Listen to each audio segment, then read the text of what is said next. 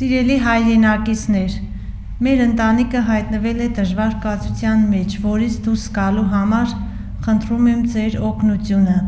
Մենք ապրում ենք Շիրակի մարզում գյուղ Հոռոմ, բայց հիմա բնակվում ենք տղայիս բուժման համար բնակվում ենք Երևանում Վարձով։ Սրանից 6 տարի առաջ աղջիկս էր նույն դրության մեջ,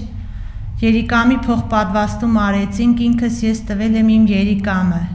Հիմա նույն վիճակի մեջ տղաս է։ Հայրը պատրաստ է տալ իր երիկամը, բայց հիմա գտնվում է Ռուսաստանում, աշխատում է, որպեսզի հոգա այս վարձի և որոշակի դեղորյակի, ճիշտ է դիալեզը անվճար է, բայց բավականին դեղորյակները հարկավոր, հայրիկի աշխատավարձը հազիվ բավարարում է այդ ծախսերը հոգալ։ Հայրը պատրաստ է որդուն տալ իր երիկամը, բայց դրա համար բավականին գումար է հարկավոր, վիրահատության համար։ Խնդրում եմ բոլոր այս դիտողներին, ովքեր ունեն հնարավորություն օգնելու, թող արձագանքեն։ Անչափ շնորհակալ եմ բոլորիդ։